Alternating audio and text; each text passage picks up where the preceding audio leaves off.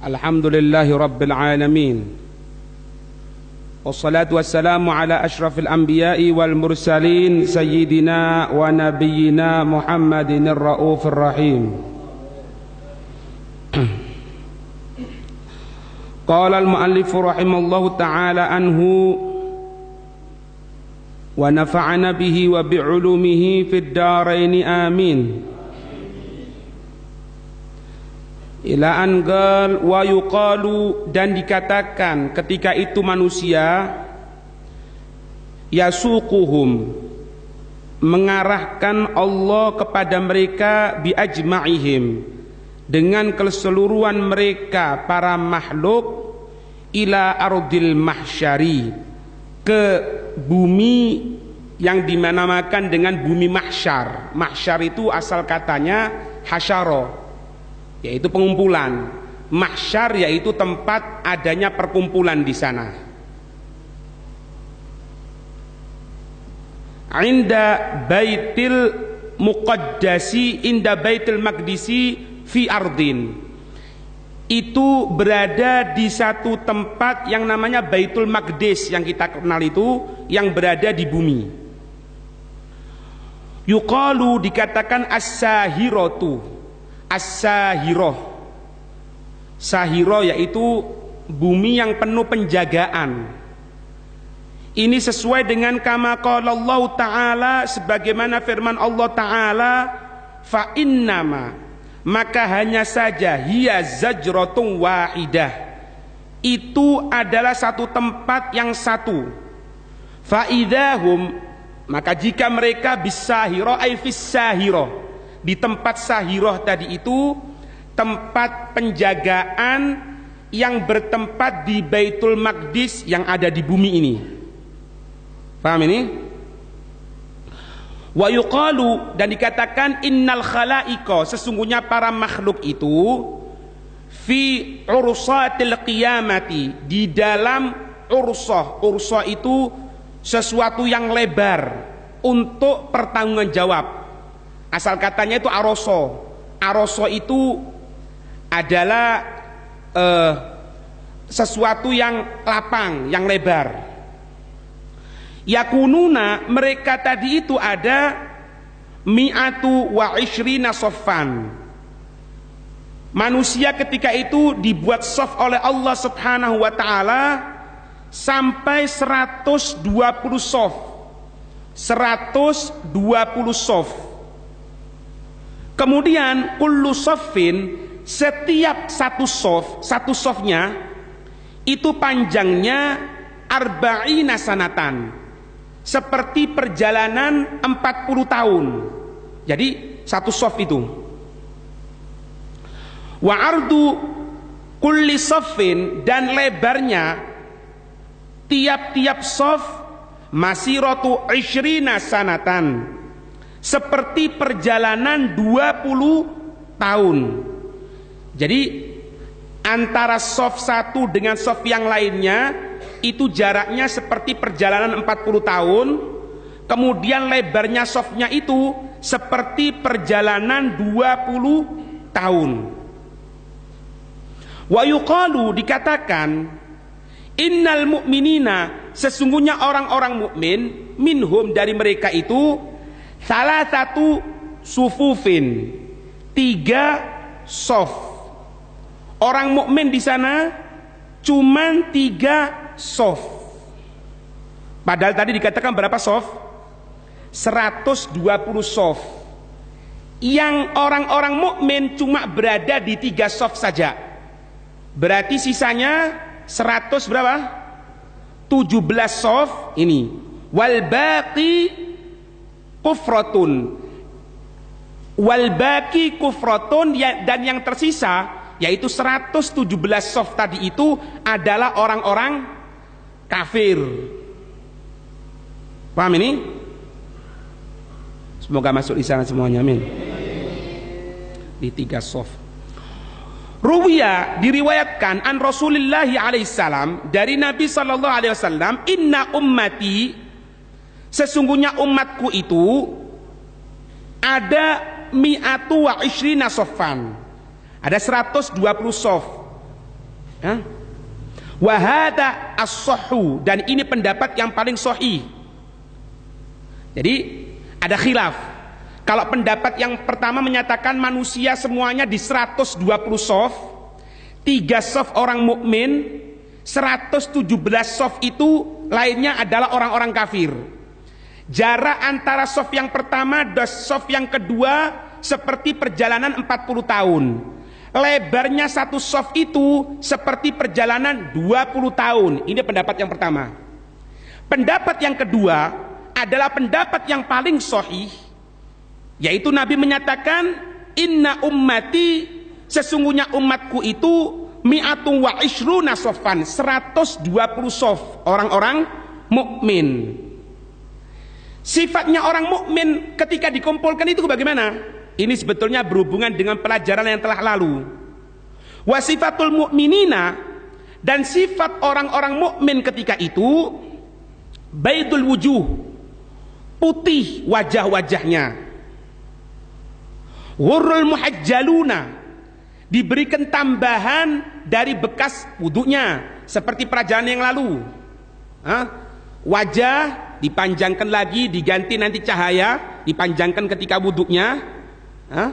Kemudian tangan sampai pundaknya diberikan cahaya oleh Allah, kaki sampai lututnya dipanjangkan ketika wudunya, diganti cahaya oleh Allah. Itu namanya hurul muhajjalun.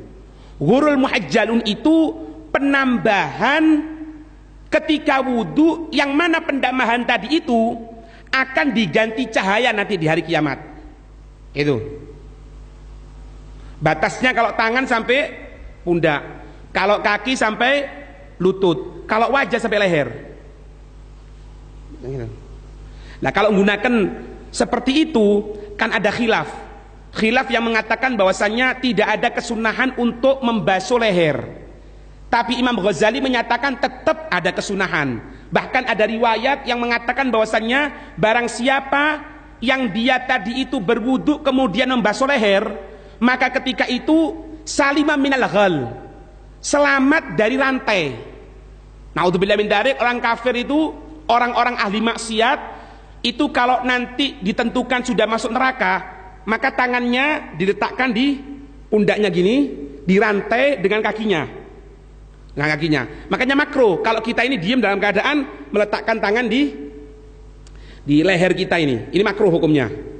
Karena apa? Itu hayatu ahlin nar. Itu bentuk orang yang akan masuk nerakanya Allah Subhanahu wa taala.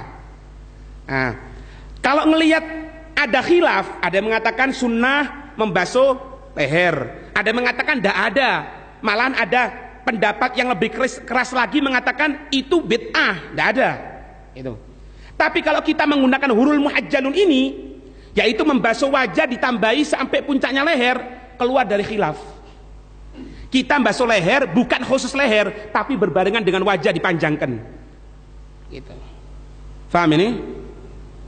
Lah, orang mukmin ini nanti diketahui wajahnya itu terang benderang, ditambahi cahaya dari bekas wudunya.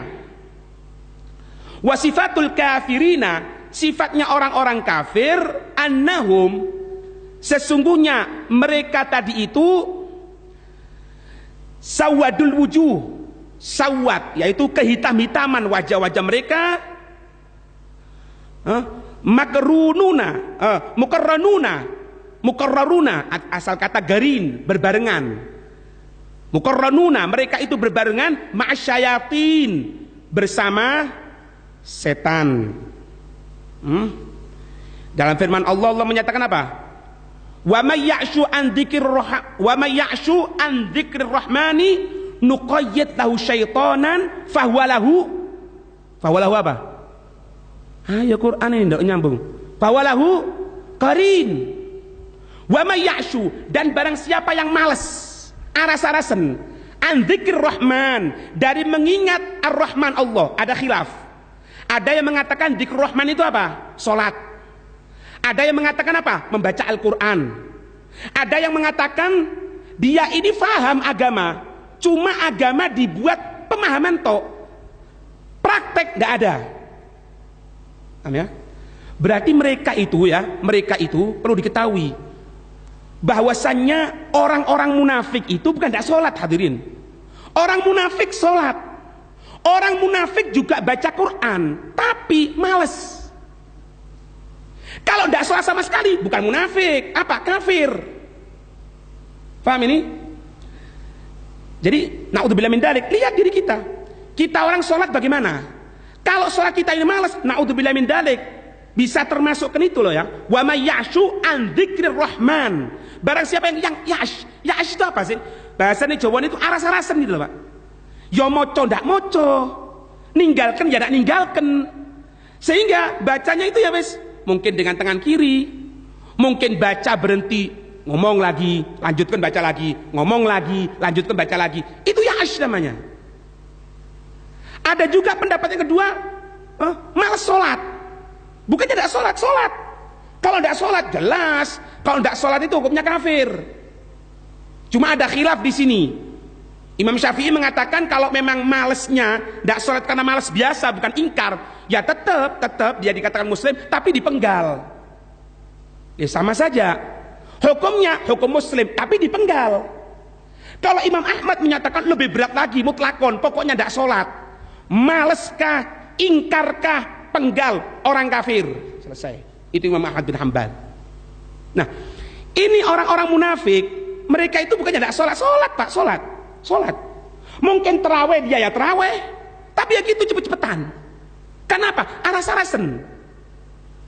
Wa may ya'shu an dzikrir rahmani nuqayyid lahu syaitonan. Kami akan ngingkatkan dia kalau dia malas untuk mengingat Ar-Rahman, Allah. Dengan khilaf pendapat tadi itu, nuqayyid lahu syaitonan, nuqayyid nahnu nuqayyid. Kami Allah akan mengikat. Lahu untuknya syaiton. Setan akan bareng sama dia. Fahuwa lahu qarin. Dia akan berbarengan. Dia akan apa? Jadi teman dekat sama setan. Ya hubungan setan toh sudah. Telinganya telinga setan. Maaf, matanya mata setan, mulutnya mulut setan, tangannya tangan setan, kakinya kaki setan. Artinya apa? Bukan dia berubah jadi setan, enggak. Fi'luh, a'maluh, akhlaquh. Paham? Ada satu hikmah, Pak, ada satu hikmah di dalam kitab syarah Riyadhus Shalihin, namanya Nuzhatul Muttaqin. Itu ketika mu'af memberikan penjelasan tentang masalah kesunahan baca doa ketika makan, ya. Kenapa dalam Islam itu kok diatur semuanya itu untuk ingat sama Allah, untuk zikir? Perhatikan sampean keluar rumah baca doa, berangkat naik kendaraan baca doa, berangkat ke masjid baca doa, masuk masjid baca doa, keluar masjid baca doa, masuk kamar mandi baca doa, keluar kamar mandi artinya baca doanya di luar kamar mandi, baca doa. Muncul khurujul mahdi, keluarnya Imam Mahdi. Nah, Imam Mahdi ini panas ya. Iya. Enggak bengok enggak apa-apa wis. Imam Mahdi ini sebetulnya dulunya nolak, Pak. Enggak mau dibaiat. Dengarkan. Bukan berarti aku bayatan yo, aku angkatan. Ini kitabnya.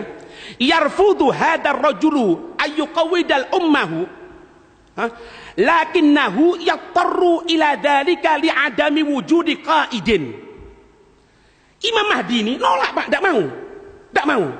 Mau dibaiat, tidak mau. Dalam riwayat yang lain disebutkan sampai keluar dari batas kota Mekah, keluar, dikejar untuk apa? Untuk diangkat, dibaiat menjadi seorang imam. Tapi karena memang ketika itu dalam keadaan genting, terpaksa. Yattor, apa yattor itu? Yattor itu terpaksa. Ila dzalika. Karena tidak ada apa? Tidak ada orang yang membenarkan keadilan, menegakkan keadilan, tidak ada, sudah habis. Ketika itu Imam Mahdi mau. Maka ketika itu ini Imam Mahdi ini dibaiat di antara makam Ibrahim dan Rukun Yamani. Makam Ibrahim itu tempat berdirinya Nabi Allah Ibrahim, lek zamane saiki iki sing ketok kurungan lho, Pak. Ngene. Kuning itu makam Ibrahim. Nah, pas di situ ada Hajar Aswad. Sebelumnya Rukun Yamani. Nah, Imam Mahdi itu dibaiat antara makam Ibrahim dan Rukun Yamani. Dibaiat di sana.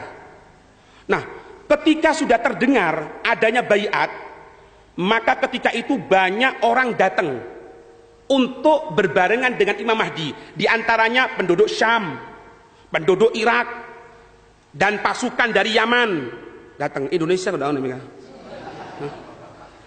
Ya apa rek? Indonesia kena ono iki. Hah?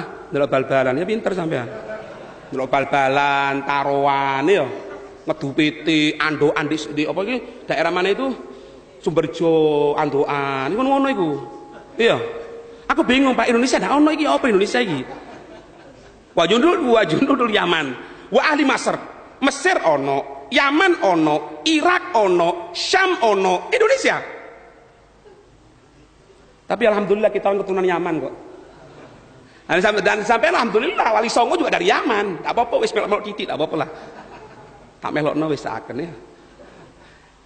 Ketika itu apa? Tabda'u ba'daha al-ma'rakatu bainal muslimin warum. Yang dulunya teman mulai pertempuran antara orang-orang muslim dengan orang-orang Rum, Itali. Peperangan.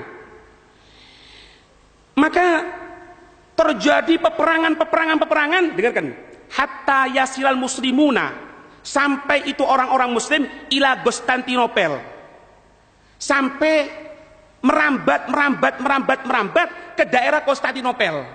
Konstantinopel itu mana? Istanbul, Turki. Kemudian apa?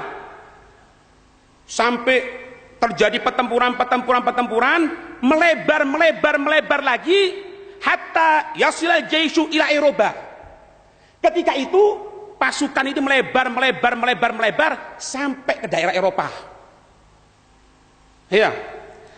Hatta sampai mereka tadi itu seluruh daerah Eropa dipenuhi dengan pertempuran antara orang muslim dan orang-orang kafir.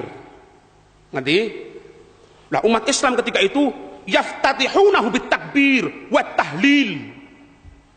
Ketika itu umat Islam apa? Takbir, Allahu Akbar. Tahlil, la ilaha illallah. Tepuk tangan. Engkau pondok pesantren akan disampaikan oleh tepuk tangan. Tutup. Tepuk tangan itu kafir. Umat Islam takbir. Ngerti? Panjang umurnya samprol nih. Umat Islam kita akan berjuang. Anaknya 7 tahun kayak lilin cembul. Cerongkok no bisa yang liline. Ya kadang-kadang gegeten, Pak. Kok yo iya. Sudah. Sampai di sana. Terus melebar. Setan ketika itu ya sih. Setan teriak, Pak. Sampai mengatakan apa? Inna syaitana qad khalafakum fi dararikum wa yuqalu qad kharaja dajjal. Ketika itu nyebar. Apa bahasa kita? Rumor mengatakan setan sudah di belakang kita. Siapa yang dimaksud setan di sini? Dajjal. Dajjal ini yang dimaksud dengan setan. Dajjal ini rojulun akwar. Maaf ya. Dajjal ini laki-laki yang matanya itu ada kekurangan. Gosirun. Maaf, pendek. Tak tinggi. Ojo kesinggung. Ndak kadang-kadang setan lemu. Ngomong dulu aku pisang, kurang ajar. Aku tadi ngomong, gosir, ojo tersinggung. Aku dajjal tapi tutu. Dajjal nggak gelem safari Ramadan, nggak gelem. Kemudian apa? Ja'dur ra'si. Kepalanya itu jaat itu apa ya? Klek boso kita orang apa ya? Nunung. Apa? Bahasa Indonesia. Iwak lohan. Ya sih guys. Iwak lohan. Ngerti kan sampean kan? Masya Allah. Radhiyallahu ta'ala anhum. Ya. Dalam riwayat-riwayat yang lain, anak pernah baca bahwasannya Dajjal itu memiliki rambut yang ke atas, jeprak ini, seperti ijo. Ah ya. Ojo bangga sampean. Rambutan iki kene. Iku potongane Dajjal. Lo cuma tidak ngerti, tidak pernah maca kitab seakan. Lihat itu anak kita, naudzubillah min dzalik. Semoga ndak dikene dijeli. Pikir ganteng, welek. Perlu diberitahu, tahu ini. Itu modelnya Dajjal. Ora ono ae. Disemir. Wis wong ireng disemir, buyar wis. Guyu ketok untune tok. Tengah wengi melayu sampean. Paham ini? Nah, kemudian ketika itu setelah banyaknya itu muncul sungguhan itu Dajjal, keluar itu Dajjal. Nabi Shallallahu Alaihi Wasallam menyatakan bahwasanya Dajjal ini untuk membuat fitnah sampai Dajjal itu setiap orang tahu. Dajjal ini tahu kepada setiap orang. Kamu bapaknya ini ya, ibumu ini ya. Bahkan dikatakan oleh Nabi, saking detile Dajjal tahu kamu punya kuda namanya kuda ini ya. Jadi saking hebatnya Dajjal untuk buat fitnah. Jenenge bapake weruh, jenenge ibuke weruh. Lek basa kita orang weruh montore iku apa? Jadi ketemu sama orang, namamu ini kan, ibumu ini kan, kamu punya mobil ini kan. Ini. Saking hebatnya Dajjal untuk buat fitnah. Nah, ini Dajjal dimunculkan oleh Allah untuk supaya keluar Nabi Allah Isa alaihissalam. Dajjal ini dimunculkan oleh Allah supaya apa? Nabi Isa mudun, Nabi Isa turun. Karena nanti tidak ada yang memeranginya kepada Nabi Isa. Diperangi nanti. Nah. Tapi maaf ya, semoga ndak. Pasukan kita yang sudah menang, kelihatan Dajjal yang model seperti itu, kebanyakan berbelot mengikut Dajjal. Yang dulunya berperang, mengucapkan kalimat tahlil, mengucapkan kalimat takbir, berperang, mendapatkan kemenangan, ngelihat Dajjal yang hebatnya model seperti itu, tahu nama bapaknya, nama ibunya, nama kendaraannya, nama kudanya, tahu semuanya. Kebanyakan dikatakan mereka itu banyak yang berbelot untuk mengikuti Dajjal. Hah? Maka wala yujadu fitnatun ala wajhil ardi a'dhamu min fitnatid Dajjal. Tidak didapatkan satu fitnah di muka dunia ini yang lebih besar daripada fitnahnya Dajjal. Nah, Dajjal ini Pak, di antara fitnahnya nanti, orang kalau ragu dipanggil, tahu sini. Bapakmu sudah mati? Sudah. Ibumu sudah mati? Sudah. Orang dibilangi, aku bisa menghidupkan. Tidak percaya, kamu Dajjal katanya. Ayo berangkat sama aku ke kuburan. Mana kuburannya? Ini. Itu Dajjal langsung ngomong depan kuburan tadi itu, hei kuburan, buka kamu. Buka. Jerak. Bapak Fulan bin Fulan atau ibu Fulana bin Fulan, bangun. Bangun. Cuma yang bangun itu setan. Bangun setan. Kemudian apa? Ini bapak ibunya yang seolah-olah dibangkitkan Dajjal itu datang kepada anaknya sambil ngerangkul. Nah, ikut tuh orang ini nak. Ini orang Masya Allah. Ini Nabi ini nak. Paham? Yang dulunya dia ngomong apa? Aku tidak percaya. Kamu Dajjal. Geter Pak. Geter. Imannya tidak kuat. Ikut Dajjal. Nanti sampai terakhir Dajjal tadi itu bukan aku Nabi. Tuhan. Tuhan. Ini ya. Ini fitnah, makanya dikatakan fitnah yang paling besar yaitu munculnya Dajjal. Dajjal ini berapa tahun di bumi? Besok saya lanjutkan insya Allah ya. Besok insya Allah kita lanjutkan tentang munculnya Dajjal. Yang pertama karena memang kepanasan Pak. Ya, yang kedua mikir tidak murup, aku keringetan tak karuan. Ya, insya Allah barokah kabeh ya. Insya Allah besok ada di Masjid Al-Muhajirin. Masjid Al-Muhajirin Perum Sukodono Permeh ya. Perum Sukodono Permeh wallahu a'lam. Afdalu dzikri fa'lam annahu la ilaha illallah la ilaha